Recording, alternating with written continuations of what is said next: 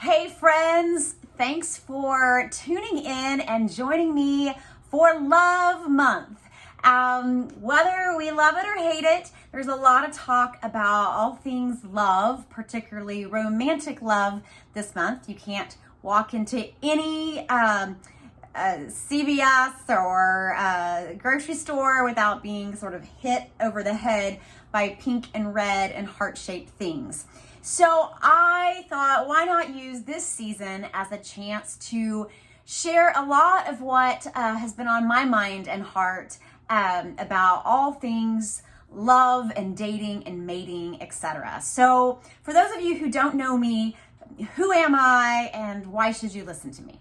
Well, first of all, you don't have to listen to me, but I believe that over the years, I've done a lot of things right and a lot of things that maybe I learned some important lessons from. So I'm coming to you, yes, as someone who has been trained as a therapist and as a life coach, but I'm really speaking to you today as someone who has put a lot of thought and effort and hard work into to love and its presence or lack of presence in my life. And let's just say I've read all the self-help books and listened to all the podcasts, so maybe you don't have to. So listen, take what I'm sharing with you in the next few weeks and take what resonates with you and leave the rest. I hope that I will give you some gems to ponder. And this series is going to be for people who are both still looking for love in the form of a partner. It's going to be for people who are in a relationship, people who have been married, just coupled up, and people who are also just looking to think about maybe how they can love themselves more, because that's really what it all comes down to, okay? But today I want to talk to you about something I hear a lot from my clients and my girlfriends and guy friends for that matter. And it kind of goes like this usually. Why are they texting me all the time? Why do they send me all these messages and everything, but then never really follow up on it, never really want to make plans together, hang out together, IRL, in real life, right? And I would say that in the game of dating, there is something you want to be really cautious about.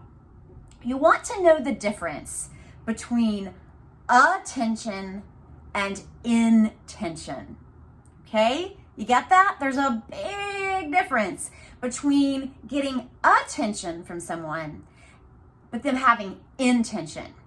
So let me tell you a little story about a woman named Amanda, who a few years ago, when I was in a totally different career, I met this guy through work.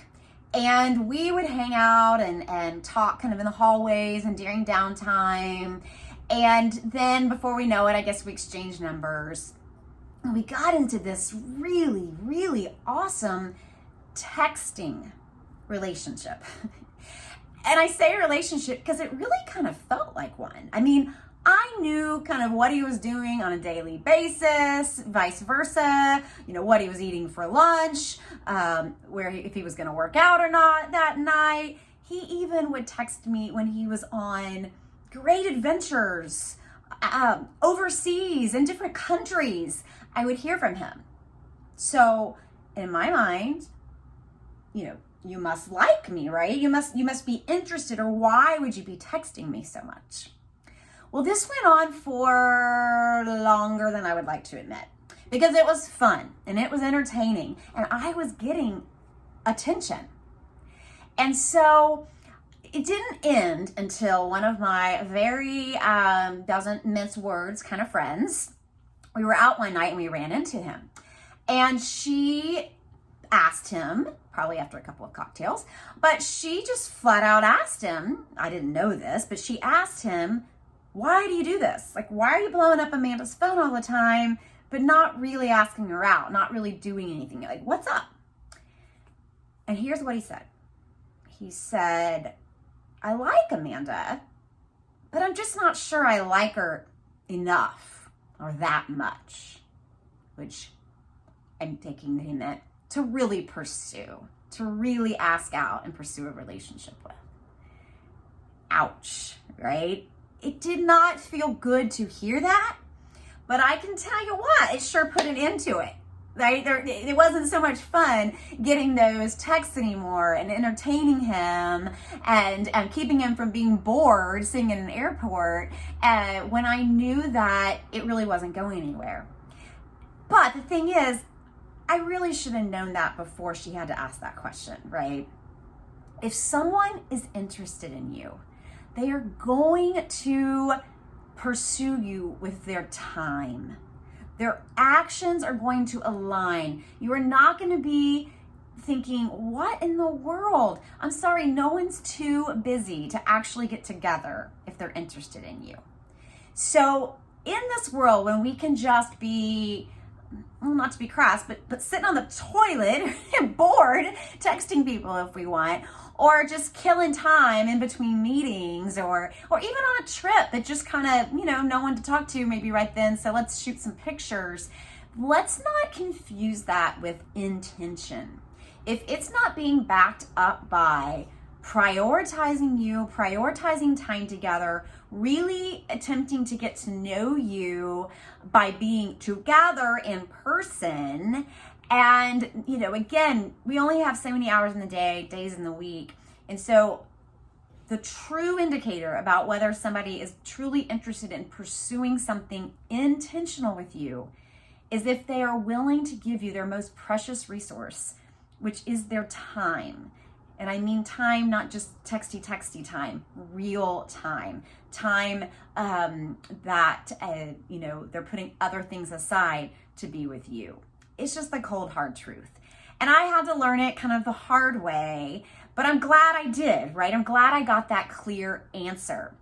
And so again, if I can teach you anything through my experiences, that's what I want to do. Don't confuse attention with intention. And if you find yourself maybe just sort of carelessly texting people, reaching out to people just to kind of fill your time and not be bored, I would really take a look at that. Is that really the most kind, thoughtful, highest self version of you that you want to be bringing to the table? Make sure that, golden rule, treat others as you would want to be treated. So that's the lesson for today. Ladies and gentlemen, do not confuse attention with intention. Those are two entirely separate things. And while attention can feel good in the moment and kind of gives you that high, it's really leading nowhere if it doesn't have the intention behind it. All right, well, I hope that was helpful, and I will be back very soon. I think my next message is going to be for those of you who are in a relationship and having you really think about the expectations that you have of your partner and whether they are realistic or not. All right, thanks for checking in. See you soon. And let me know if you have any thoughts or comments or have had any experiences about attention versus intention. And check me out on Life Coach Amanda if you haven't already and you want to learn more about me. Thanks. Bye.